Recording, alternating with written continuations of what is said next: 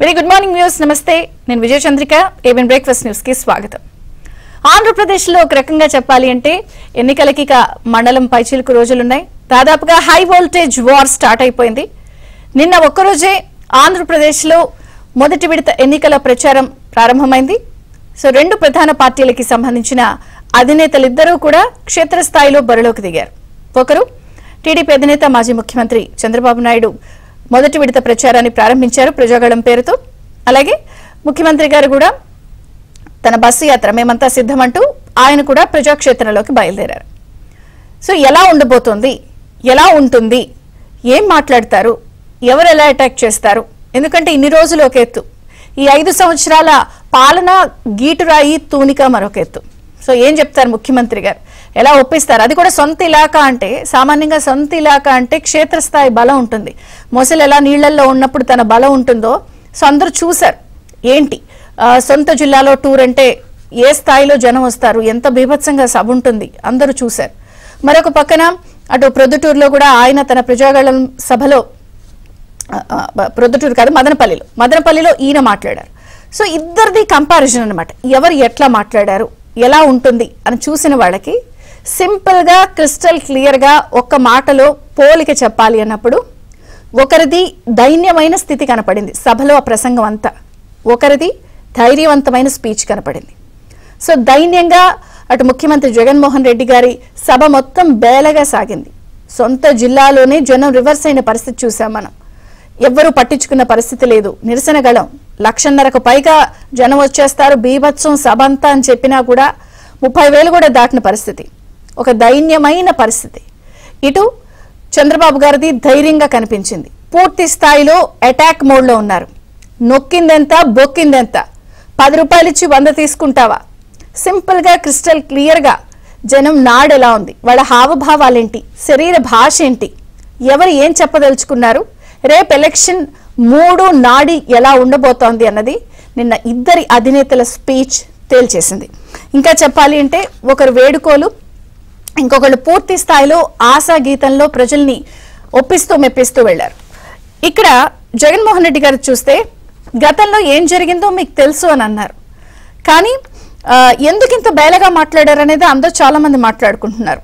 ఎందుకంటే ఆయన వివేకానందరెడ్డి హత్యకి సంబంధించి ఎవరు చంపారో మీకు తెలుసు, జనంకి తెలుసు, దేవుడికి తెలుసు, ఇదంతా కలియుగం కాకపోతే ఏంటి అన్నప్పుడు ఒక్కసారిగా నిజంగా అందరూ షాక్ అయ్యారు. చాలా మంది నేను నిన్న ఆ స్పీచ్ తర్వాత సోషల్ మీడియాలో ఎటువంటి పరిస్థితి ఉందనేది గమనిస్తే, అపరిచితుడు సినిమాలో ఒక సీన్ వస్తుంది. ఇతను కొడుతూ ఉంటాడు రేమో, నేనే చేశా, నేనే చేయలా, హత్య నేనే చేశా, మళ్ళీ నేనే చేయలా అంటూ ఉంటే అందరూ ఆ రెమో సీన్ గుర్తు తెచ్చుకున్నప్పుడు ప్రకాష్ రాజ్ ఇంతకు మించి నేను ఏఎన్ఆర్ని చూసా, ఎన్టీఆర్ని చూసా, చిరంజీవిని చూసా, అసలు ఇంతకు మించిన మహానటుడు నీకన్నా ఎవరు లేర్రా అన్నటువంటి సెటైర్లు, జోకులు, విమర్శలు సోషల్ మీడియా వేదికగా ఆ ప్రసంగం ఆశాంతం పడింది. వివేకం చంపింది ఎవరో తెలుసు, జనానికి తెలుసు, మీకు తెలుసు, పైవాడికి తెలుసు, దేవుడికి తెలుసు, నా చెల్లెళ్ళని నా మీద కుసుకొల్పుతున్నారు, ఇది కలియుగం కాకపోతే ఏంటి అంటే నిజంగా కలిపురుషుడు కూడా ఈ స్పీచ్ విన్న తర్వాత ఇలాంటివి నాకు కూడా సాధ్యం కాదు అనేంతటువంటి పరిస్థితిని నిన్న మనం చూసాం. ఇంకొక పక్కన చాలా క్రిస్టల్ క్లియర్ గా నొక్కిందెంత, బొక్కిందెంత, యువత రోడ్లపైకి రావాలి, రాష్ట్రానికి జరుగుతున్న నష్టం ఏంటి, అసలు సాగునీటి ప్రాజెక్టులు ఎలా పడకేశాయి, సో గొడ్డలిపోటుకి కారణమైన వ్యక్తిని పక్కన టికెట్ ఇచ్చి పక్కన నిలబెట్టుకోవడం ఎంతవరకు కరెక్ట్, ఇది రివర్స్ పాలన కాదా, సర్కార్ వచ్చాక ప్రతి ఎకరాకు నీళ్లు ఇస్తాం, రత్నాల సీమగా రాయలసీమను మారుస్తాం, సాగునీటి రంగాన్ని ఏ స్థాయిలో నాశనం చేశారు అంటూ జగన్ అహంకారానికి మే 13న తెరబడిపోతోంది, కరగిపోతుంది అంటూ పూర్తి స్థాయిలో రాష్ట్రానికి జరిగిన నష్టాన్ని ఏం చేయబోతున్నాము అంటూ ఆశా గీతం పాడుతూ ధైర్యంగా క్రిస్టల్ క్లియర్ గా చెప్పారు.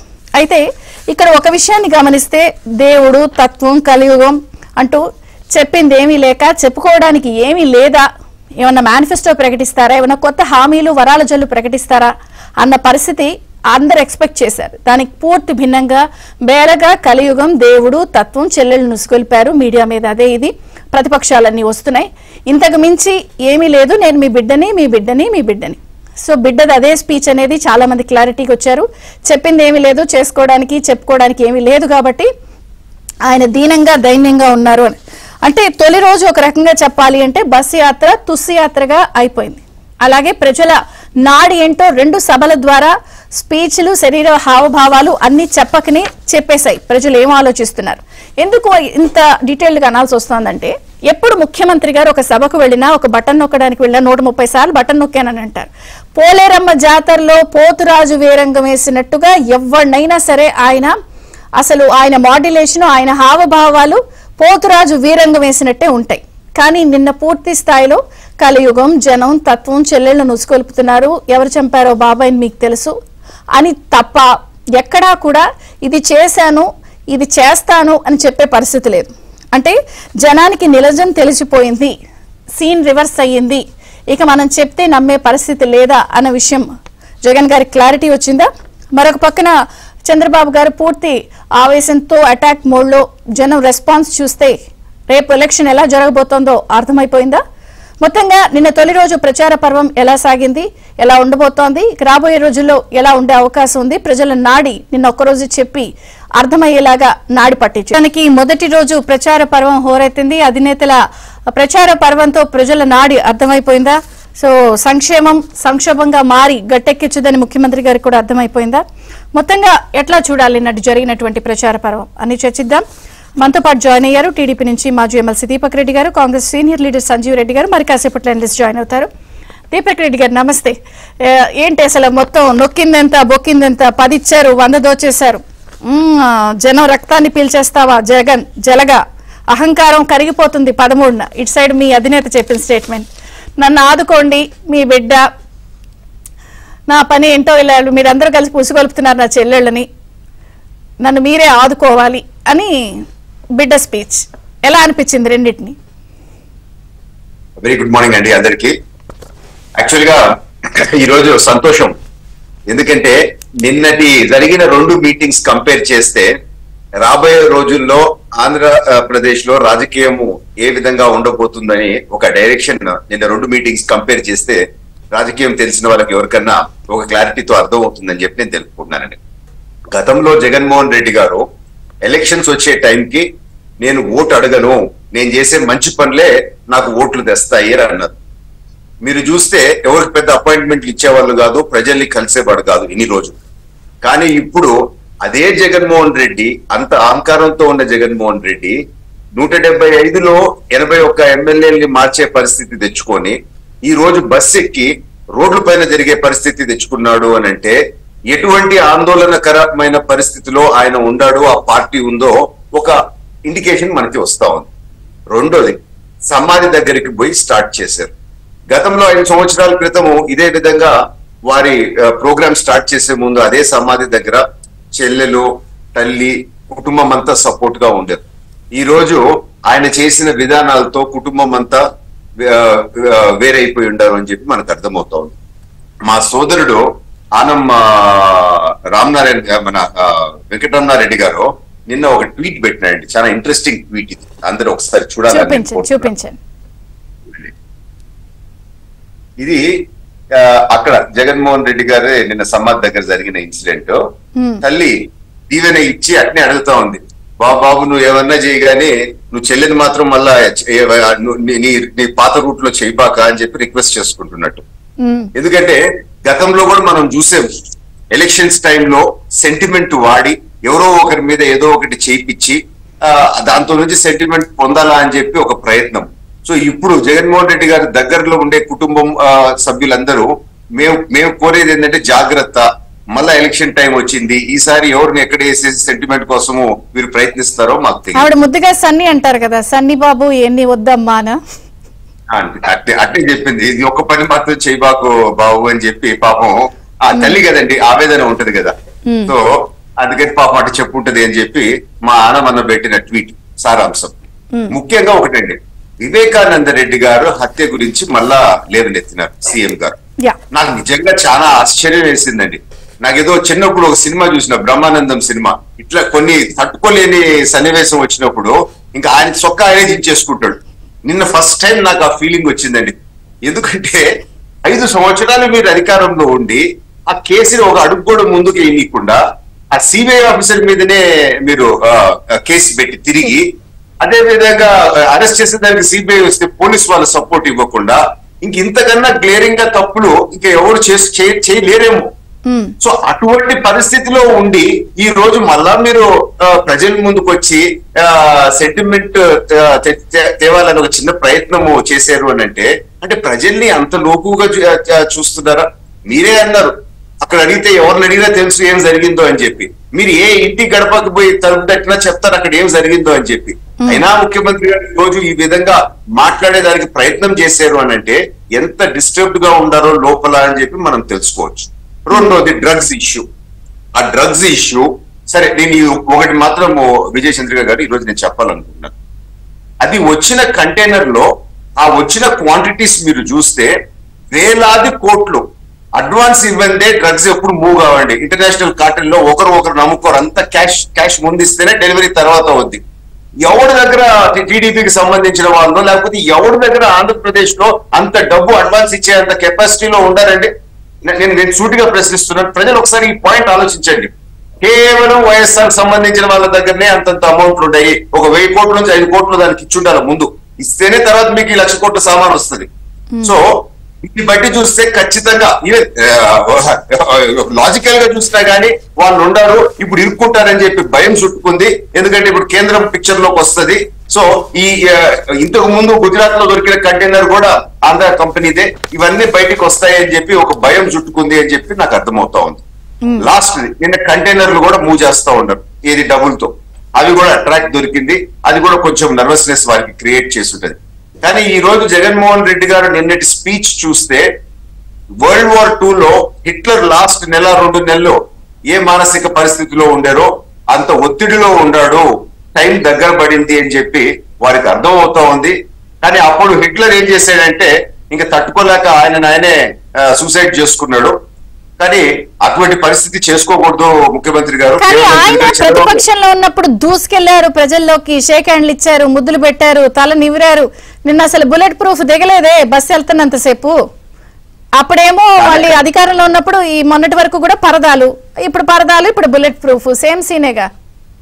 చాలా కరెక్ట్ గా చెప్పారండి. ఎందుకంటే మొదటి ఎలక్షన్ ఇది మనం గుర్తు పెట్టుకుంటే ప్రజల్లో పోయి రిక్వెస్ట్ చేసుకున్నారు, ఒక ఛాన్స్ నాకు ఇవ్వండి అని చెప్పి, నేను వచ్చి మీకు సేవ చేస్తాను అని చెప్పి. ఆ ఛాన్స్ తీసుకొని ఇప్పుడు రాక్షస పాలన ఇచ్చినారని చెప్పి ప్రజలకు అర్థమైపోయింది. అదే ప్రజల దగ్గర నేను ఉండాను, నేను విన్నాను అని చెప్పి గతంలో చెప్పినాడు. అంటే ఏదొచ్చినా సమస్య వచ్చినా వింటాను, లేకపోతే నేను మీకు ఉంటానని. సో ఈ 5 సంవత్సరాల్లో ఎవరి మాట ఇనలేదు, ఎవరికి ఉండలేదు. అదే విధంగా నేను మాట తప్పను, మడమ తిప్పను అని చెప్పి 730 హామీలు ఇచ్చి 600 చిల్లర హామీలు దాంతో నెరవేర్చలేదు. అంటే 85% ఆయన ఇచ్చిన మాట తప్పాడు, మడమ తిప్పాడు. తర్వాత ముద్దులు అప్పుడు పెట్టినాడు, ఇప్పుడు మాత్రం ఈ 5 సంవత్సరాలు బుద్ధులు పెట్టారు. సో ఇవన్నీ ప్రజలకి అర్థమైపోయింది. అందుకని క్లారిటీతో నిన్న ఇద్దరు అధినేతల మీటింగ్స్, వాళ్ళ మాట్లాడిన టోన్, చంద్రబాబు నాయుడు గారు అంటే కాన్ఫిడెన్స్ తో ఇది మేము చేయబోతున్నాము, ఈ సమస్యను ఈ విధంగా మేము తీరుస్తాము, ఈ డిఎస్సి ఇష్యూలో కూడా రాగానే ఫస్ట్ సంతకం అదే పెడతాను అని చెప్పి ఒక కాన్ఫిడెంట్ గా కమిట్మెంట్స్ ఇస్తూ ఒక ధైర్యం చెప్పే విధంగా ప్రజలకు కూడా చంద్రబాబు నాయుడు గారు ముందుకు పోతుంటే, జగన్మోహన్ రెడ్డి గారు అదర్ సైడ్ లోపల నర్వస్నెస్ కనపడతా ఉంది, ఒక భయము ఆందోళన కనపడతా ఉంది.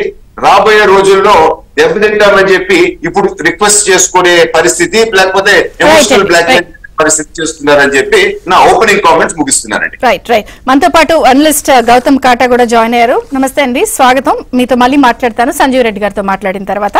సో కాంగ్రెస్ సీనియర్ నాయకులు సంజీవ్ రెడ్డి గారు ఉన్నారు. సార్ నమస్తే. సో మీకు ఎలా అనిపించింది? ఆవేశం తగ్గిందా లేదా క్లారిటీ వచ్చిందా? జగన్ గారి స్పీచ్ మీకు ఎలా అనిపించింది? కలియుగం, దేవుడు, తత్వం అన్ని చాలా చెప్పారు. ఆయన ప్రజలు ఎవరు చంపారు లేదా జనానికి అన్ని తెలుసు. వివేక గారిని, మరి వివేక గారిని చంపింది నారాసుర రక్త చరిత్ర అని అప్పుడు వేసేశారు. మరి ఇప్పుడు అది కాదని తేలిందా? మీకే తెలుసు అన్నారు. ఏంటి మీకు ఎలా అనిపించింది ముఖ్యమంత్రి గారి స్పీచ్? విజయ్ చంద్ర గారు, మీకు, దీపక్ రెడ్డి గారికి, అనలిస్ట్ ఐ థింక్ మన కొండబద్దలు గారు కొండబద్దలు గారు అబ్బాయి గౌతమ్, ఆయన నాకు బాగా ప్రాణ స్నేహితుడు. వాళ్ళ అబ్బాయితో ఈ రోజు నాకు మీ ద్వారా అవకాశం రావటం చాలా సంతోషంగా ఉంది. కొండబద్దలు గారు నాతో చాలా సన్నిహితంగా ఉండేవాడు, పెద్ద మనిషి, పాపం చనిపోయారు. సారీ. ఇప్పుడు మీరు చెప్తూ రాజకీయ పార్టీలు అన్న తర్వాత ఎవరి గోళ వాళ్ళు ఎలక్షన్ వచ్చిన తర్వాత ఎవరు వాళ్ళు చెప్తూ ఉంటారు. జగన్మోహన్ రెడ్డి నిన్న స్పీచ్ చూసినట్లయితే గతంలో ఉన్నటువంటి ప్రభావం కనపడలా, మేకపోతు గాంభీర్యం కనపడింది. లేని ధైర్యాన్ని, లేని గొప్పతనాన్ని తనకు ఆపాదించుకుని మాట్లాడుతా ఉన్నాడు.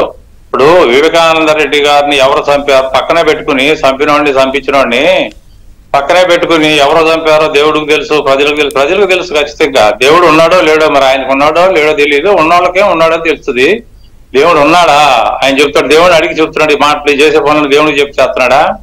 కాబట్టి అదంతా ప్రజలకు తెలిసిన విషయం. ప్రజలు ఏం చేయాలో అది చేస్తారు. కానీ రాష్ట్రంలో జరుగుతున్నటువంటి రాజకీయ రాక్షస క్రీడ చూస్తా ఉంటే ఆందోళన కలుగుతా ఉంది. మనం ఒకసారి విమర్శ కోసం కాదు కానీ దీపక్ రెడ్డి గారు ఉన్నారు కాబట్టి, మరి 5 సంవత్సరాలుగా జగన్మోహన్ రెడ్డిని మీరు మేము అందరం కూడా ప్రతిపక్షంగా విమర్శిస్తున్నాం, బానే ఉంది. మరి 10 సంవత్సరాలుగా మోడీ గారు మనకేమీ చేయలేదు, అస్సలు ఏమీ చేయలే. మీరు ఆర్థోరియన్స్ పెట్టుకున్నారు, ఓకే, మంచి ఎలక్షన్ కోసం పెట్టుకున్నారు, అది కూడా ఒప్పుకుందాం, తప్పేం లేదు. అలయన్స్లు పెట్టుకోవడం రాజకీయ పార్టీలు ఇష్టం కాబట్టి వాళ్ళు పెట్టుకున్నారు. పెట్టుకున్న తర్వాత మీకు ఏమైనా మేలు జరిగిందా? స్వయంగా ప్రధానమంత్రి చంద్రబాబు నాయుడు గారు పవన్ కళ్యాణ్ గారు ఉన్న మీటింగ్ ని ఫెయిల్ చేయడానికి ప్రయత్నం చేశాడు. ఎటు చూసిన 20 కిలోమీటర్లు ఆగిపోయింది. 10 లక్షల మంది రోడ్డు మీద ఉన్నారు, 10 లక్షల జనాభా మీటింగ్ వచ్చారు. అలాంటి మీటింగ్ లో మైకులు కట్ అయినాయి, కరెంటు పోయింది, ట్రాఫిక్ ఆగిపోయింది. ఇన్ని జరిగినా ప్రధానమంత్రి కార్యాలయం ఎందుకు స్పందించలేదు? దానికి వారే సమాధానం చెప్పాలి. పాచిపోయిన లడ్లు ఇచ్చారన్న పవన్ కళ్యాణ్ చెప్పాలి, మట్టి నీరు ఇచ్చారన్న చంద్రబాబు గారు చెప్పాలి. మీరు అలయన్స్ పెట్టుకోవడం తప్పని మేము అంటల్లా. అలయన్స్ ఎందుకు పెట్టుకున్నారు? పోలవరం కట్టినందుక, ఢిల్లీని మించిన రాజధాని కట్టినందుక, స్టీల్ ప్లాంట్ అమ్మకుండా ఉన్నందుక, కడప ఉక్కు ఫ్యాక్టరీ పెట్టినందుక, ఎంతో మందిని చంపి కేసులు పెట్టినందుక ఎందుకు మీరు అలయన్స్ పెట్టుకున్నారు? కేంద్ర ప్రభుత్వం ఈ నిమిషానికి కూడా జగన్మోహన్ రెడ్డి సంఖ్యలో పెట్టుకుని ఉందంటారంటే కారణం ఎన్నికల కోడ్ వచ్చిన తర్వాత కూడా మీ పేపర్లోనే వచ్చింది. ఈ రోజు చూశాను, గవర్నర్ ఇదే మన వాళ్ళ కన్సల్ట్ లేకుండా, ఎన్నికల కమిషన్ కన్సల్ట్ లేకుండా 2000 కోట్లు పంచిపెట్టారంటే దేనికి నిదర్శనం? ఇది 3 ముక్కల ఆట ఆడుతున్నాడు. ముగ్గురుతో ప్రేమాన్ని నడుపుతున్నాడు నరేంద్ర మోడీ గారు. ఉత్తరాదిలో డేలా పడిపోయింది భారతీయ జనతా పార్టీ, గుజరాత్ తో సహా మధ్యప్రదేశ్, బీహార్ అన్ని చోట్ల కూడా డేలా పడిపోయింది. అక్కడ తగ్గే సీట్లు ఇక్కడ పొందాలనే దురుద్దేశంతో మీతో అలయన్స్ పెట్టుకున్నాడు తప్ప జగన్మోహన్ రెడ్డి మీద ఉన్న ప్రేమ ఏమాత్రం తగ్గలేదు అనడానికి ఇదే నిదర్శనం. ఇప్పటికీ జగన్మోహన్ రెడ్డి ప్రభుత్వమే కొనసాగుతోంది. ఆయన నియంత్రణతో పోకడలేకపోతున్నాడు కాబట్టి ఏ మాత్రం కూడా వెనక తగ్గట్లేదు. ఎలక్షన్ కమిషన్ వైఎస్ఆర్సీపీని ఏ మాత్రం కంట్రోల్ చేయలేకపోతా ఉంది. మాట్లాడదాం, ఆ పాయింట్ మాట్లాడదాం. అంటే ప్రచార పర్వంలో నేను అనేది ఏంటంటే ఎప్పుడు ముఖ్యమంత్రి గారు ఊగిపోతారు, ఒక ఆవేశం ఉంటుంది, వేసేయండి తీసేయండి, ఒక టైప్ ఆఫ్ మాడ్యులేషన్ ఉంటుంది ఆయనకి. ఆ మాడ్యులేషన్ ఏం కనిపించలేదే నిన్న. నేను మీ బిడ్డని, నన్ను కాపాడండి, కలియుగం ఏంటి ఎన్ని సడన్ గా బతిమాలుకుంటున్నాడు. అది తగ్గింది, వేసేయండి, గొడ్డలతో వేసేయండి, నడి బజార్లో కాల్ చేయండి, ఆ మాటలు లేవు అంటే అతి త్వరలో ఓట్లు ఉన్నాయి కాబట్టి ఆవేశంగా మాట్లాడితే అవన్నీ మాట్లాడితే కొంచెం మర్యాద కూడా పెరిగింది. చంద్రబాబు గారు అంటాడు ఈ మధ్య, ఇదివరకు లేదు అది. కొంతమంది ఆడు ఈడు అన్నా కానీ ఆయన మట్టుకి కొంచెం తగ్గించాడు. కారణం ఏంటంటే 10 రోజుల్లో ఎలక్షన్కి వెళ్ళాలి కాబట్టి ప్రజల్లో ఏదన్నా తేడా వస్తుందేమోనని చెప్పి కొంచెం మృదు స్వభావంగా మాట్లాడుతున్నాడు. కానీ అది మేకవన్నీ పులి. వీళ్ళు అజాగ్రత్తగా ఉంటే ఖచ్చితంగా కాటేస్తుంది. పవన్ కళ్యాణ్ చంద్రబాబు అలయన్స్ ని ప్రజలు మెచ్చుకున్నారమ్మా. విజయ చంద్ర గారు ఎవరు అవునన్నా కాదన్నా వాళ్ళు పునరాలోచన చేసుకోవాలి. ఖచ్చితంగా ఒప్పుకున్నారు, మెచ్చుకున్నారు కూడా. పవన్ కళ్యాణ్ ఓటు చేయలేమన్నాడు, ఆయన మాట మీద నిలబడ్డాడు, చంద్రబాబు గారికి సపోర్ట్ ఇచ్చాడు. ఖచ్చితంగా దాన్ని మేము వెల్కమ్ చేస్తాం. ఒక దుష్ట ప్రభుత్వాన్ని పెంచడానికి ప్రతిపక్ష పార్టీలన్నీ కలవటం కరెక్ట్, తప్పేం కాదు. మేము కలిసినా కలవకపోయినా ఒక అలయన్స్ ని మేము తప్పుపట్టాం. అది ఆరోగ్యకరమైన అలయన్స్. బీజేపీకి ఎందుకు ఏముందని మీరు అలయన్స్ పెట్టుకున్నారు, ఉపయోగం ఏముంది? ఏం ఉపయోగం వచ్చింది మీకు? ఒక్కసారి వాళ్ళు ప్రతి ఒక్కరు అడుగుతున్నారు. ఇవాళ మీరు బీజేపీకి ఇచ్చిన సీట్లన్నీ పోతాయి. మీరే జగన్మోహన్ రెడ్డికి పూల్లో పెట్టి ఇచ్చినట్లే పార్లమెంట్ సీట్లు కానీ 40 రోజులకే కదండి, ఇటు దట్టు అటు తిట్టు కూడా అవ్వచ్చేమో, చూద్దాం. అంటే అప్పుడే ఎంత it's too early to comment. అయితే కాదు సార్ సంజయ్ రెడ్డి గారు, ఇక్కడ ఒక పాయింట్ నేను అడుగుతాను. ఎందుకంటే ఇప్పుడు చెల్లెళ్ళు అన్నాడు. ఒక చెల్లెళ్ళు ఇప్పుడు కాంగ్రెస్ లో ఉన్నప్పుడు నేను అనేది ఏంటంటే, నాపై బురద జల్లేందుకు 2 చెల్లెళ్లను ఎవరు పంపించారో, ఎవరు వెనకాల ఉన్నారో నాకు తెలుసు అన్నారు. నేను ఇక్కడ ఓపెన్ గా కొంతమందికి పబ్లిక్ కి కూడా తెలవాలి ఈ క్వశ్చన్. నేను ఎందుకంటే సార్ తెలంగాణలో పార్టీ పెట్టమని చెప్పి ఆవిడని ఎవరో చెప్పలా, లేదా తర్వాత ఇక్కడికి వచ్చి నేను నా కారణాలతో నేను వచ్చేస్తున్నాను నేను అని చెప్పి ఆవిడ క్లియర్ గా స్టేట్మెంట్ ఇచ్చారు. 2, సునీత గారు కూడా మొదటి నుంచి సిబిఐకి ఆవిడ డిమాండ్ చేసింది, అన్నా సిబిఐ ఎంక్వైరీ చేయించు నాన్నది ఇలాగా అని. ఆయన వద్దన్నాడు. మరి వీళ్ళిద్దరిని ఎవరు ఉసిగొల్పారు ఈ 2 విషయాల్లో? మరి ఉసిగొల్పారు అంటున్నారు ఆయన. విసుగొలపాల్సిన అవసరం లేదమ్మా. శర్మారెడ్డి వాలంటరీగా విజిబుల్ గా వచ్చి పార్టీలో చేరి రాష్ట్రానికి సేవ చేస్తానని ఆవిడ పార్టీ పగ్గాలు చేపట్టింది. పార్టీ పగ్గాలు చేపట్టిన తర్వాత షర్మిల ఒంటరిది కాదు, అభేద్యమైనటువంటి ఆల్ ఇండియా కాంగ్రెస్ పార్టీ ఆవిడ వెనకమాల ఉంది. జగన్ కాదు 100 మంది జగన్లు వచ్చినా షర్మిలారెడ్డిని ఏం కదిలించలేరు, ఇంచి కూడా కదిలించలేరు. సునీతారెడ్డికి కూడా అంతే. సునీతారెడ్డికి, షర్మిలారెడ్డికి ఐఎన్సి ఇండియన్ కాంగ్రెస్ పార్టీ పూర్తి సహకారం ఉంటది. ఎవరు రెచ్చగొడతాం ఇట్లాంటి ఏం లేదు. ఆవిడ ధర్మం తరపున ఉంది, న్యాయం తరపున ఉంది, న్యాయ పోరాటం చేస్తుంది. అసలు వాళ్ళు అన్నకెయ్యొద్దు ఓటు అని చెప్పి ఓపెన్ గా చెప్తున్నారు కదా, సంతాప సభలో కూడా అదే చెప్పారు. అయినా కూడా వెనకాల వాళ్ళున్నారు వీళ్ళున్నారు అని అంటవేంటి ఆయన ముఖ్యమంత్రి గారు? అతను ప్రజలను పక్కదోవ పట్టించడానికి జగన్మోహన్ రెడ్డి గారు ఆ మాటలు చెబుతున్నాడు తప్ప షర్మిలారెడ్డికి ఎవరు సపోర్ట్ అవసరంలా. ఈ దేశంలో అతిపెద్ద జాతీయ పార్టీ కాంగ్రెస్ పార్టీ ఆవిడకి అండగా ఉంది. ఒక రాష్ట్రానికి ఆవిడ నాయకత్వం వహిస్తుంది. ఖచ్చితంగా వైఎస్ఆర్సీపీ పార్టీ మా మొదటి శత్రువు, మిగతా పక్షాలన్నీ తరువాత. ముందు దాని సంగతి చూసినాకే వీళ్ళ తోలికి వస్తాం. వీళ్ళకి మేము ఇచ్చేది సలహా మాత్రమే, మేము ఇచ్చేది విమర్శ కాదండి. వాళ్ళు ఆలోచించుకోవాలి, ప్రజల్లోకి వెళ్ళమని ప్రజలు ఏమనుకుంటున్నారో ఒకసారి తెలుసుకోమనండి. ఆ విషయం నేను పద్దాక ఎత్తను. జగన్మోహన్ రెడ్డికి అయిపోయింది, సినిమా అయిపోయింది. సినిమా అయిపోయి ఆఖరిగా దింపుడు కళ్ళం ఆశ పెట్టుకుని మాట్లాడుతున్నాడు.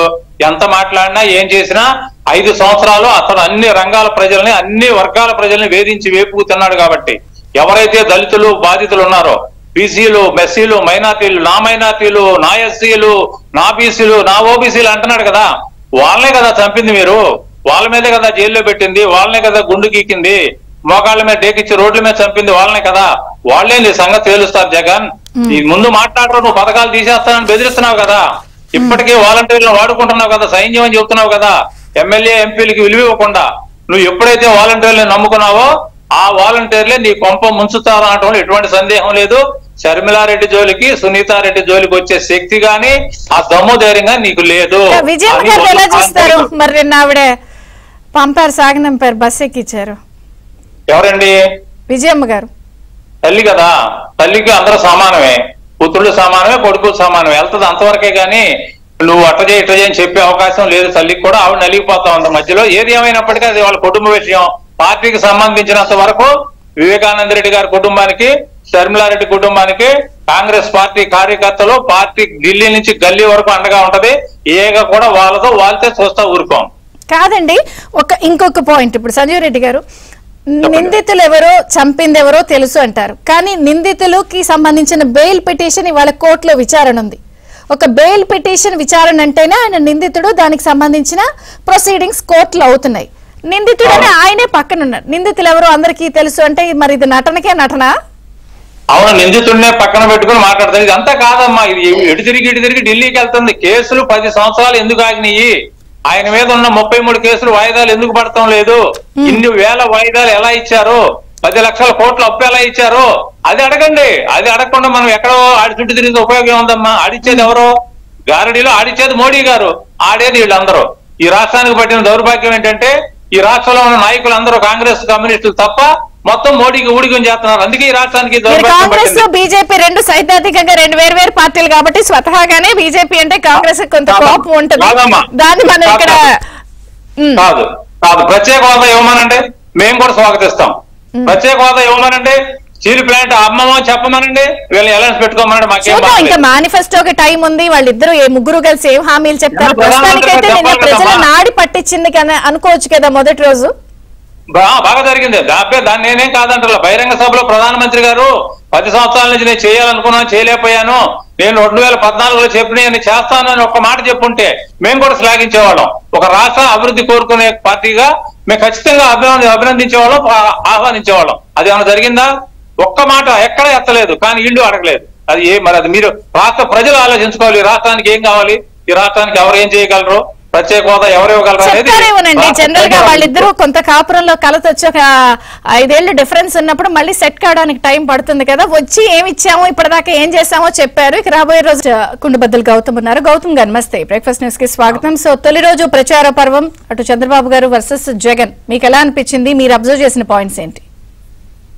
యూజువల్ గా ఎప్పుడు విపక్షంలో ఉన్న వాళ్ళు కొంచెం దూకుడుగానే వెళ్తారు. కాకపోతే అధికార పక్షంలో ఉన్న వాళ్ళు ఏంటంటే మేము అది చేసాం, ఇది చేసాం, ఇదిగో ఇక్కడ మీకు ఇన్ని బెనిఫిట్లు చూపించాం, అక్కడ అన్ని బెనిఫిట్లు చూపించేసాం, ఇదిగో వీటన్నిటిని, ఇదంతా మీరు అభివృద్ధే, మీరు ఎంతో బాగుపడిపోయారు, దాన్ని బట్టి మీరు మళ్ళీ నన్ను ఎన్నుకోవాలని చెప్పుకుంటారు. ఇది యూజువల్ గా జరిగే ఎన్నికల ప్రచారంలో జరిగేది ఇదే ఎవరికైనా సరే. విపక్షం అయితే అధికార పక్షాన్ని దుయ్యబట్టేసి వాళ్ళు ఏమీ చేయలేదని వాళ్ళు కొంచెం దూకుడుగానే ఉంటారు.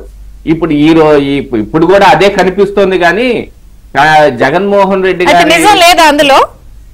జగన్మోహన్ రెడ్డి గారి దాంట్లో మాత్రం ఆయన చేసిన అభివృద్ధిని గాని ఇంతకు ముందు కనీసం సిద్ధం సభల్లోనో ఆ ముందు బటన్ నొక్కుడు సభల్లోనో చెప్పేవాళ్ళు, మీకు మీ బిడ్డ ఇంత మేలు చేశాడు అంత మేలు చేశాడని. ఈ రోజు అది కూడా చెప్పుకుంటానికి ఆయన సిగ్గుపడ్డాడంటుంది. కొంచెం వివేకానంద రెడ్డి గారి హత్య కేసుని పోయిన 2019 ఎన్నికలప్పుడు మాట్లాడాడు, మళ్ళీ ఇప్పుడు 2024 ఎన్నికలప్పుడు మాట్లాడుతున్నాడు. ఆయన నోట్లో నుంచి వివేకానంద రెడ్డి గారి మాట రావటానికే 5 సంవత్సరాలు పట్టిందంటే ఏం చెప్పాలి? అసలు ఈ 5 సంవత్సరాల్లో కేసు తేలిపోయి ఆ నిందితుల్లో నిజంగా నేరం చేశారా లేదా అని బయటపడిపోయి వాళ్ళకి శిక్ష పడాల్సింది అంత కాలం ఉంది. దీన్ని 2 సిట్లు ఒక సిబిఐ తోటి పెద్ద మసిబూసి మారేడికాయ చేసే ప్రయత్నం చేశారు. సరే, మొదటి సిట్ అంటే తెలుగుదేశం పార్టీ గవర్నమెంట్ లో ఉంది కాబట్టి వాళ్ళు వేసింది పని చేయనీయకుండా అడ్డం పడి ఆపాడు. తర్వాత ఈయన సిట్ ఏం చేశాడు? అప్పుడన్నా కొంచెం ఆయన స్పృహ తెచ్చుకొని కొంచెం చేసి ఉండాల్సింది. కొంత న్యాయం కొంత అన్యాయంలో ఏదో ఒకటి చేసి దాని కేసును ఫైనల్ చేసుకోవాల్సింది. విపక్షంలో ఉన్న టీడీపీ నాయకుల మీద వేయాలి, బీటెక్ రవిని జైలుకు పంపించాలనే ఉద్దేశంతో దాన్ని బాగా జీళ్లపాకం లాగా లాగి ఎడకి తీసుకొస్తే ఈ రోజు జగన్మోహన్ రెడ్డి గారు దాని మీద సంజాయిషి చెప్పుకోవాల్సినంత అగత్యం పట్టింది. అంత దూరం చేసుకుంది ఎవరు? జగన్మోహన్ రెడ్డి. ఈ రోజు కేసు ఫైనల్ అయిపోవాలి. అసలు మరి కోడికత్తి సంగతి మాట్లాడరేంటండి? ఆ విషయం కూడా మాట్లాడాలి కదా. వివేకానంద రెడ్డి హత్య ఎంత ఉపయోగపడిందో జగన్మోహన్ రెడ్డికి, కోడికత్తి కూడా అంతే ఉపయోగపడింది. ఆ జనుపల్లి శ్రీనివాస్ కి మొన్ననే కదా నెల కిందట వచ్చింది బెయిల్. అంటే ఆల్మోస్ట్ 5 సంవత్సరాలు ఒక శిక్షాకాలం పూర్తయినంత కాలం రిమాండ్ ఖైదీగానే రాజమండ్రి సెంట్రల్ జైల్లో ఉన్నాడు. ఏం చెప్పాలి ఇక దానికి? ఇక అభివృద్ధి ఏం చేశారో తెలియదు. ఏం చేయనప్పుడే కదండి వాన పడిద్దో పడదో అని మనం డిసైడ్ చేయలేం కదా. అందుకని దైవాధీనం అంటారు. గతంలో ఈ రైలు పట్టాలు కూడా చాలా తక్కువగా ఉన్న టైంలో రైలు ఎప్పుడు వచ్చిందో ఆలస్యం అవుద్దోనని దైవాధీనం ఎక్స్ప్రెస్ అని పేరు పెట్టేవాళ్ళట. ఇప్పుడు జగన్మోహన్ రెడ్డి గారి పాలన దైవాధీనం పాలన అయిపోయింది. ఇక అది ఆయన మాట్లాడింది నిన్న. ఏం చేశాను అని చెప్పుకోవటానికి కూడా లేదు. వివేకానంద రెడ్డి హత్య కేసు ఎత్తాడో దాంట్లో ఉన్న నిందితుడే పక్కనున్నాడు. మరి ఆ రోజు బ్యానర్లు మీ పెద్ద హెడ్డింగులు పెట్టి మరి రాశారు. మరి ఎందుకంత ఆవేశం తగ్గింది? సామాన్యంగా మనం రివ్యూ చేద్దాం అంటే పార్టీలు డెఫినెట్ గా వాళ్ళ వర్షన్స్ చెప్పినా ఇప్పటి వరకు ఆయన ఎక్కడికి వెళ్ళినా ఆవేశం పాడలో ఉంటుంది. నా వెంట్రుకు పీకలేరు, లేకపోతే మీరంతా ఏంటి ఎవడొస్తాడో రండి, నేను సింహాన్ని, మీరంతా ఇలా గుంపులు వస్తాయి, అసలు వేరే లెవెల్ ఉంటుంది ఆయనదంతా. అట్లాంటి ఏం కనిపించలేదా? ఎందుకంత ఆవేశం పాళ్ళు కూడా తగ్గినాయి నిన్న? దాన్ని ఎట్లా చూడాలి? తత్వం బోధపడినప్పుడు అలాగా ఆవేశమే చల్లారుతుంది. నిజం ఏమిటి అని తెలిసినప్పుడు ఇలాగా ఇక ఆవేశపడదామన్నా కూడా లోపల ఈ అణువులు సహకరించవన్నమాట. అందుకని ఆవేశం రాలేదు. మరి జ్ఞానబోధ అయినప్పుడు గౌతముడు బుద్ధుడయ్యాడు. ఇప్పుడు తత్వం బోధపడింది కాబట్టి జగన్మోహన్ రెడ్డి మరి ఏమవుతాడో తెలియదు. చూడాలి రేపు ఎన్నికల తర్వాత ఏమవుతాడు అనేది.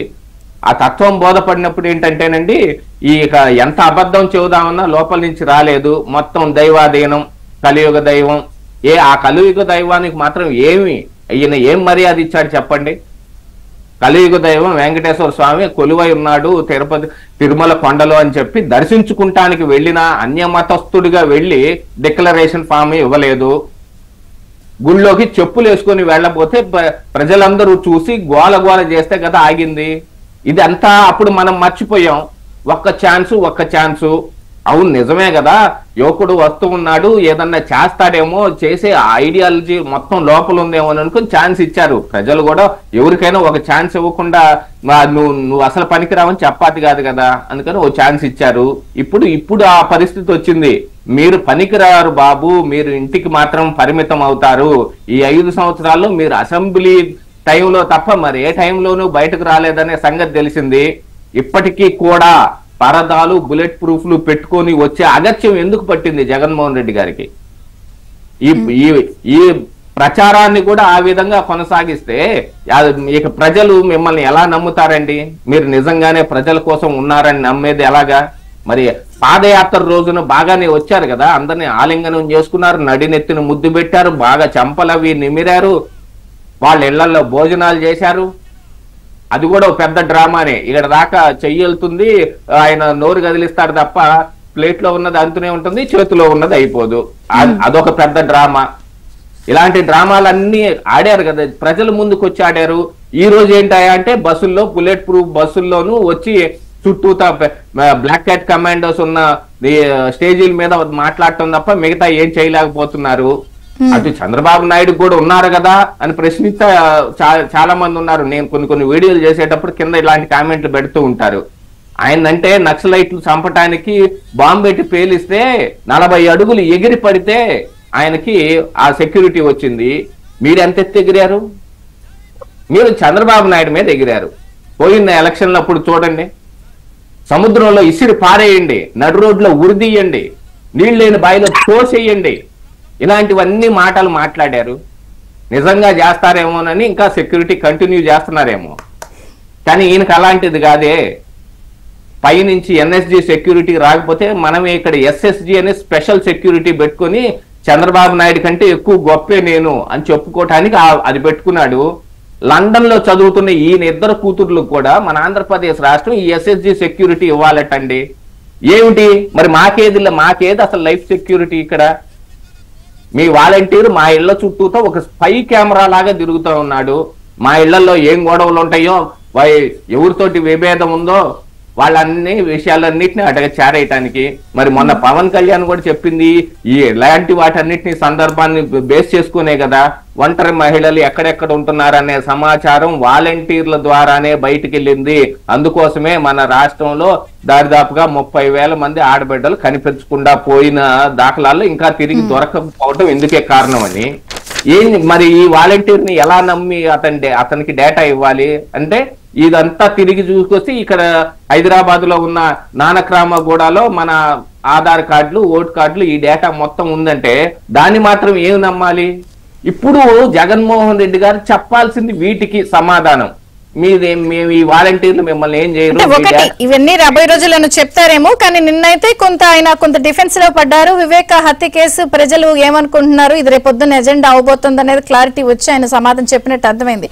అయితే ఒకటి నేను మీ దగ్గర మళ్ళీ వస్తాను. దీపక్ రెడ్డి గారు సార్, ఒకటి సంజీవ్ రెడ్డి గారు చెప్పిన పాయింట్స్ కి ఆన్సర్ చేస్తూనే ఇంకోడే ఒక క్వశ్చన్ నేను మిమ్మల్ని టీడీపీ వాళ్ళని చాలా ఓపెన్ గా అడగాలనుకుంటున్నాను. చాలా మంది మీరు నిన్న కనపడుతున్న రెస్పాన్స్ బాగుందండి, సో క్లారిటీగా ప్రజల నాడి కనిపించేసింది అని చెప్తున్నా కూడా వాళ్ళు సోషల్ మీడియా ఉపయోగించుకుని ఉన్నది లేనట్టు లేనిది ఉన్నట్టు రాద్ధాంతం చేస్తున్నారు. దాన్ని మీరు సమర్థవంతంగా తిప్పి కొడుతున్నారా? ఒకటి నేను ఎందుకు ఇది అంటున్నానంటే, రోజుకో సర్వే వదులుతారు. అసలు మీకు 40-50కి మించి ఎవరు ఆ సర్వేలో. వాళ్ళకి 150లో ఒక సర్వే ఇస్తే 140 ఇస్తే 146 వస్తే 160 అంటారు. ఇది మిస్లీడ్ చేస్తూ ఒక పర్సెప్షన్ మార్చే గేమ్ ఆడుతున్నారు. దాన్ని మీరు ఎందుకు కొంత నిన్న నాడు కనిపించింది కదా, ఆ జనం ఎలా ఉన్నారు, ఈ జనం ఎలా ఉన్నారు, ఏం మాట్లాడారు, కంపారిజన్స్ వస్తున్నాయి. బట్ సోషల్ మీడియా వేదికగా చేస్తున్న రాద్ధాంతాన్ని మీరు హ్యాండిల్ చేయగలుగుతున్నారా? చాలా మంచి ప్రశ్న లేవనెత్తినారండి. గతంలో మన నేషనల్ మీడియాకి సంబంధించిన ఒక సర్వే వాళ్ళు రిలీజ్ చేశారు. ఇదే విధంగా మీరు చెప్పిన విధంగానే ఎగ్జాక్ట్ గా 2-3 రోజుల్లో ఆ నేషనల్ మీడియా సంస్థ, ఇది లాస్ట్ మంత్ జరిగింది, ఈ సర్వే మేము రిలీజ్ చేయలేదు, ఇది మా పేరు మీద చేసింది ఫేక్ అని చెప్పి వారు ఓపెన్ గా చెప్పడం జరిగింది. సో ఖచ్చితంగా వీరు ఇటువంటి ఫేక్స్ చేస్తున్నారని చెప్పి రెడ్ హ్యాండెడ్ గా దొరికిపోయినారు. కానీ అనేక సర్వేలు ఈ రోజు మీరు చూస్తే టీడీపీ అలయన్స్, ఈ 3 పార్టీల అలయన్స్ కి ప్రతిదీ ఆల్మోస్ట్ 120-130 పైన అనేక సర్వేలు ఇప్పుడు చూపిస్తున్నాయి. సో అది వచ్చినప్పుడు అలా దానికి కౌంటర్ గా ఇంకో కంపెనీ పేరు పెట్టి వాళ్ళు అంటే వాళ్ళ సైడ్ చూపించుకుంటున్నారు. ఇది ప్రజలకి అర్థమైంది.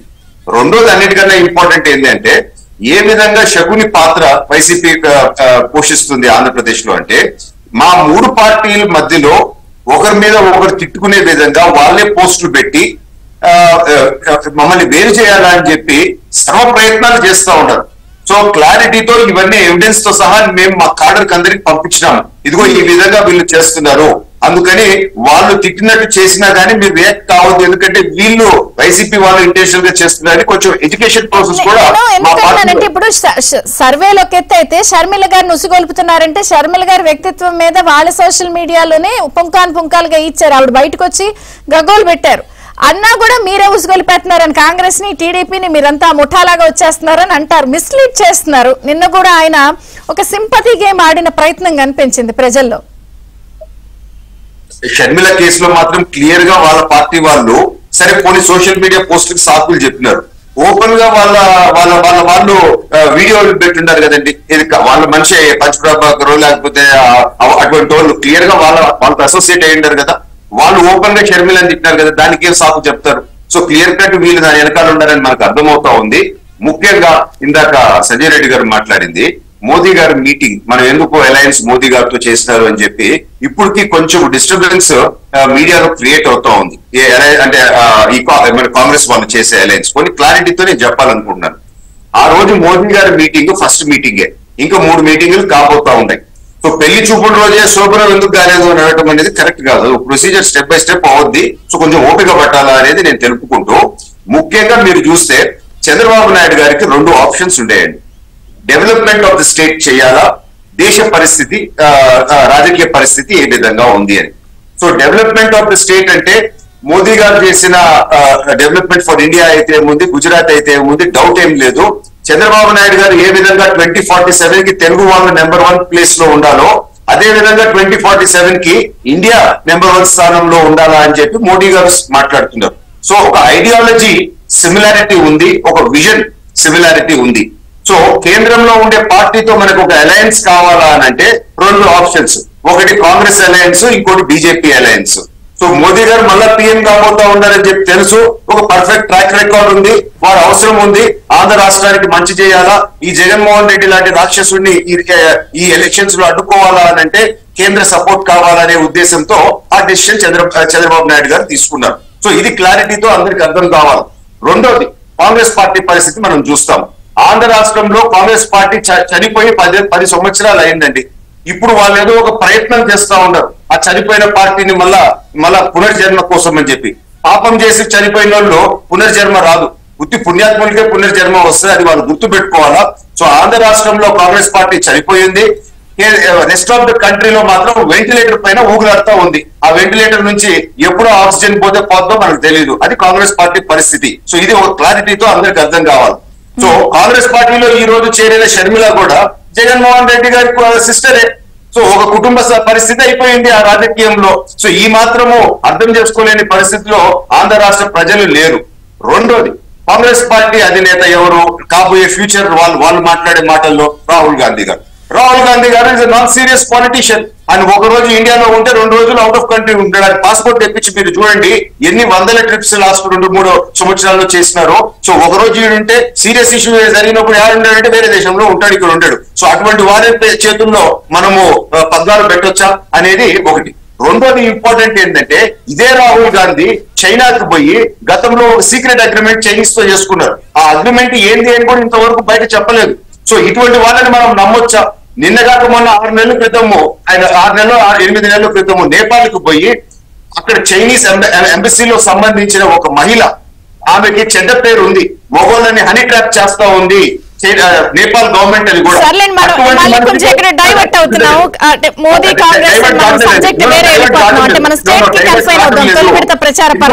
సంజీవ్ రెడ్డి గారు మనం ఏదో తప్పు చేసినాము అని అంటున్నారు కనుక ఒకసారి ఇవన్నీ చెప్పాలి, ఫ్యాక్ట్ ప్రజలు క్లియర్. సరే అంటే ఇప్పుడు మోదీ రాహుల్ వీళ్ళిద్దరిలో బెస్ట్ లీడర్ ఎవరన్నది మన చర్చ కాదు, మనం ఏపీ వరకే కన్ఫైన్. సరే ఇస్తాను సంజయ్ రెడ్డి గారు, మీకు కూడా ఇస్తాను. మనం కొంచెం ఏపీ వరకే కన్ఫైన్ అవుదాం, ఎందుకంటే ఇప్పుడు మళ్ళీ సంజయ్ రెడ్డి గారు చెయ్యొత్తారంటే మిమ్మల్ని అటాక్ చేస్తారు, టాపిక్ బాద్దు నాకు. సంజయ్ రెడ్డి గారు ప్లీజ్, ఏపీ స్టేట్ వరకు ప్రచార పరంగా లేదా జరుగుతున్న పరిణామాలు లేదా ఏదైతే అవుతుందో బీజేపీతో పోయినది ఆంధ్ర రాష్ట్రం మంచి కోరి అని చెప్పి మాత్రం మంచిగా కోరుతారులేండి. సరే సంజయ్ రెడ్డి గారు ఓకే. అంటే ఇప్పుడు మళ్ళీ నేను కౌంటర్ ఇస్తే అది మోదీ రాహుల్ అయిపోద్ది, మనం ఏపీ వరకు అవుదాం. ఎలక్షన్స్ ఇక్కడ జరుగుతున్న ప్రజలు నాడి మీరు మంచితనంతో కాంగ్రెస్ వారిని పిలిచినారు, వారికి ఇంత టైం ఇస్తున్నారు, వారికి జీరో రిప్రజెంటేషన్,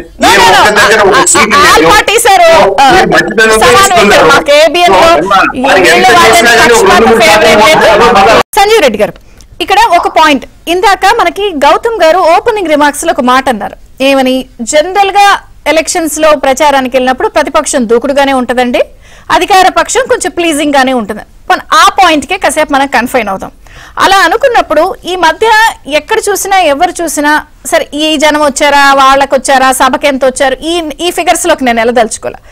చాలా మంది ఏం మాట్లాడుతున్నారు, వైసీపీ ఇటు టీడీపీ బీజేపీ జనసేన అలయన్స్ గురించి మాట్లాడినప్పుడు వైసీపీ ఓటింగ్ ఎవరు, SC ST BC minority female voting, poor very poor rural voting అంతా వీళ్ళకి. ఈ టీడీపీ జనసేన బీజేపీ అలయన్స్ కి OC voting, employees, unemployed youth, male voting, rich and middle class, urban voting అని polarize చేసి చెప్తున్నారు. అసలు ఎక్కడన్నా వైసీపీకి ఎస్టీ ఎస్సీ బీసీ ఫీమేల్ గంప కొత్తగా వేసేస్తారు, అసలు అది సాధ్యమేనా? యువచంద్రి గారు ఎంతో మధ్యవాడు వివేకవంతుడు చదువుకున్నాడు అనుకున్న దీపక్ రెడ్డి నుంచి ఇలాంటి కామెంట్స్ నేను ఎక్స్పెక్ట్ చేయలే. ఇప్పుడు చనిపోయి వెంటిలేటర్ మీద ఉన్న కాంగ్రెస్ జోలికి 19లో చంద్రబాబు నాయుడు ఎందుకు వెళ్ళి రాహుల్ గాంధీ భుజం మీద చేయబెట్టి అలయన్స్ కోరాడు, ఎందుకు తెలంగాణ అలయన్స్ పెట్టుకున్నాడు, ఎవరు రమ్మన్నారు, ఢిల్లీ వెళ్ళి భుజం మీద ఎవరు చేయమన్నారు చంద్రబాబుని? నేను ఏమన్నాను, అలయన్స్ మంచిదే కానీ మోడీది ఎందుకు పెట్టుకున్నారో అడిగాను. నేను ఈ రాష్ట్రానికి నాశనం చేసినందుకు క్లారిటీ వస్తుంది అంటున్నారు ఆయన. ఆగండి ఆగండి ఆగండి ఆగండి ఆయన చాలా వైల్డ్ ఎలిగేషన్ చేశాడు. రాహుల్ గాంధీకి మీకు పోలిక, రాహుల్ గాంధీని విమర్శించే స్థాయి అనేది దీపక్ రెడ్డి. ఆయన ఏ దేశం వెళ్తే నీకెందుకు, ఎక్కడ కోసకట్టుకు వెళ్తాడు, ఆయన పని ఆయన చేస్తాడు. నిన్నే వాటి బతిమాలలేదుగా, నిన్నొచ్చి నన్ను ప్రధానమంత్రిని చేయమని మీ చంద్రబాబు నువ్వేం అడగలేదే, ఆయన వెళ్ళి భుజమే చేసి మై హోనా అని చెప్పొచ్చాడు. ఎందుకు చెప్పాడు? కాదు ఆయన చాలా ఎలిగేషన్ చేశాడు. మీరు పిలవటం, మీరు టైం ఇవ్వటం, మాట్లాడటం అంటే నీకు చెప్పి పిలవాలా, నీకు చెప్పి మీడియా వాళ్ళు పిలిచి మాకు టైం ఇవ్వాలా ఏంటి? ఎందుకు పెట్టుకున్నావు నువ్వు? ఒక్కడో దొప్పలేక ముగ్గురుతో పెట్టుకున్నావు. ఇప్పుడు నేను చెబుతున్నా, చనిపోయిందా కాంగ్రెస్ పార్టీ? నీ వల్ల కాదు, నీ తాత వల్ల కూడా కాదు కాంగ్రెస్ పార్టీని చంపటం. ఏం మాటలు మాట్లాడుతున్నావు నువ్వు? మాట్లాడేటప్పుడు కొంచెం జాగ్రత్తగా మాట్లాడాలా. 23 ఎందుకు వచ్చినాయి మరి మీకు? మీరు అంత సమర్థులైతే రాష్ట్రాన్ని ఉద్ధరించేస్తే 23 ఎందుకు వచ్చినాయి? రాజధాని ఎందుకు మాట్లాడేటప్పుడు ఎవరితో మాట్లాడుతున్నారు? ఏం ఆగమని చెప్పారు కానీ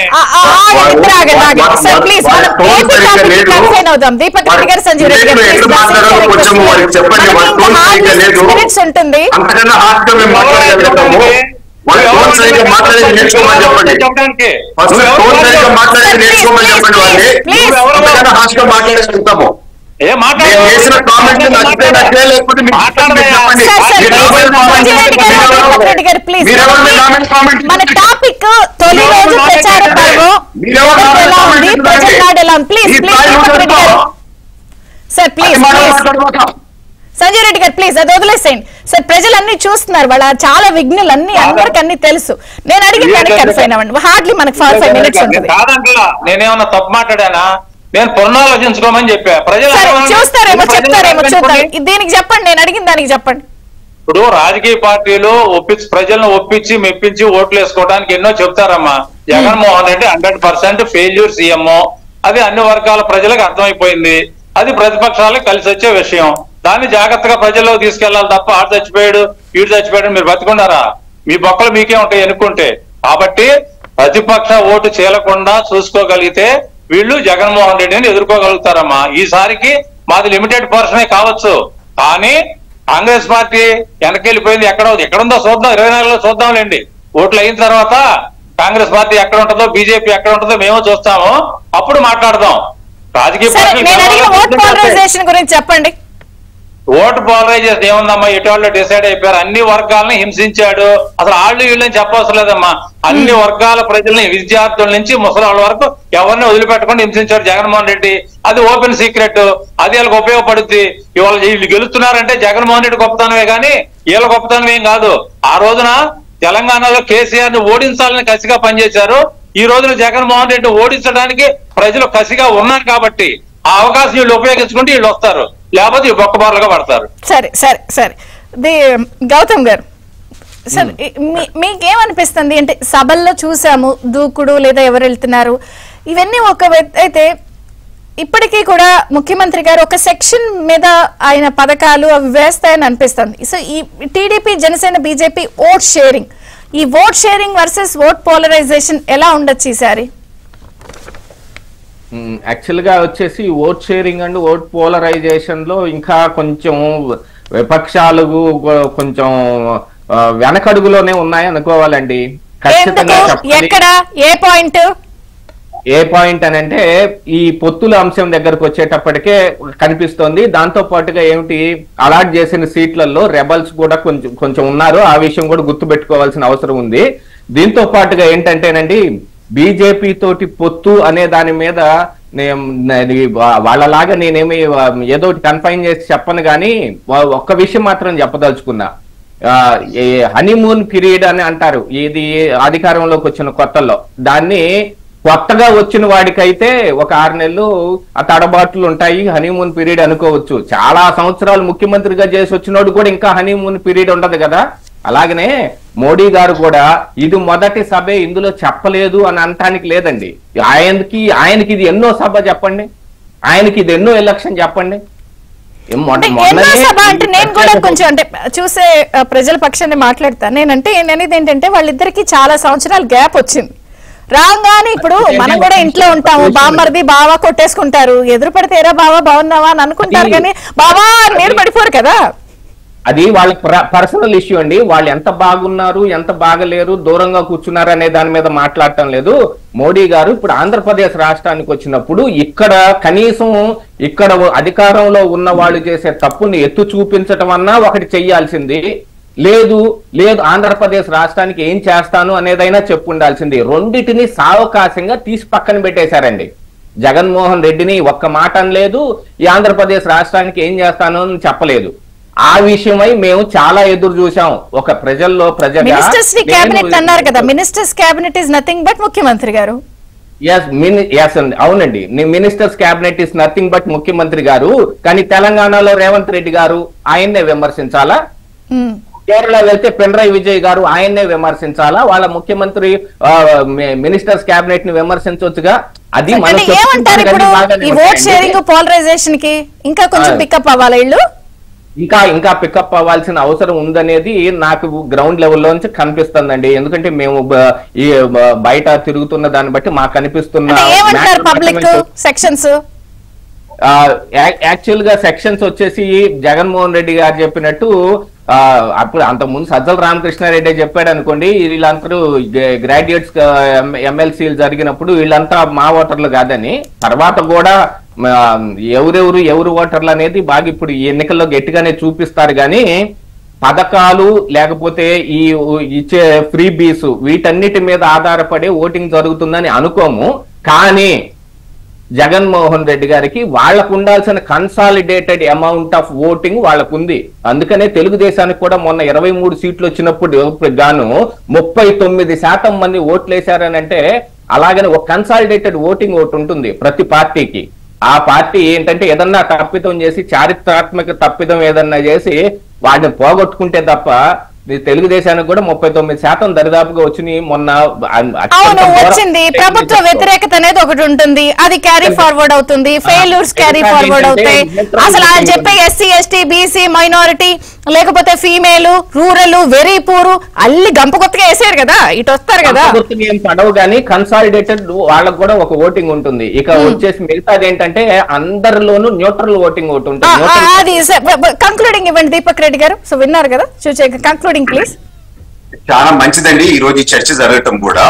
సో అభిప్రాయం బీజేపీ నుంచి అంటే బీజేపీ ఇంకా మోదీ గారికి కొంచెం స్ట్రాంగ్ గా కామెంట్స్ ఇయ్యాలా అనే అభిప్రాయం వచ్చింది కనుక ఖచ్చితంగా ఇది బీజేపీ దృష్టికి కూడా పోద్ది, ఇది మళ్ళా మోడీ గారి దృష్టికి పోద్ది. సో నెక్స్ట్ వచ్చే మీటింగ్స్ లో ఆ విధంగా ఇంకొంచెం మన ఈ రాష్ట్ర ప్రజలు ఎక్స్పెక్ట్ చేసే అటువంటి కామెంట్స్ రావచ్చు అని చెప్పి మేము కోరుతున్నాము. అయినా మొదటి మీటింగ్ లో కూడా మోడీ గారు చాలా కల్చర్డ్ గా అనేక సార్లు జగన్మోహన్ రెడ్డి గారు ఫెయిల్యూర్స్, ఇక్కడ స్టేట్ గవర్నమెంట్ ఫెయిల్యూర్స్ చెప్పడం జరిగింది.